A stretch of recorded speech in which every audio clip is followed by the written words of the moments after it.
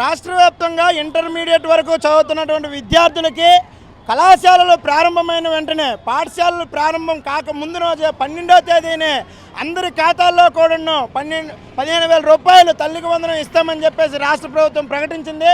కానీ నమ్మించి మోసం చేసి నిన్న 12వ తేదీన నిధులు విడుదల చేయకుండా, ఎవరి ఖాతాలో విడుదల చేయకుండా జూలై 5వ తేదీన ఇస్తామని చెప్పేసి ఈ కార్యక్రమాన్ని పోస్ట్పోన్ చేయడం జరిగింది. ప్రతి ఒక్కరూ కూడా పిల్లల్ని కనండి.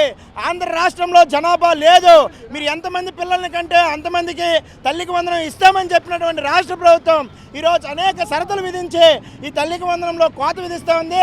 పాఠశాల అభివృద్ధి పేరుతో ఇచ్చే 15,000 రూపాయల్లో ఉన్నటువంటి నిధుల్లో 2,000 రూపాయలు కట్ చేసి కేవలం 13,000 మాత్రమే ఇస్తుంది. 13,000 రూపాయలు ఎందుకు ఇస్తున్నారు? ఒకవేళ మీరు ప్రకటించాలనుకుంటే 13,000 రూపాయలే ప్రకటించండి, కానీ 15,000 రూపాయలు ప్రకటించి 2,000 కోత విధించడం అనేది సరికాదు.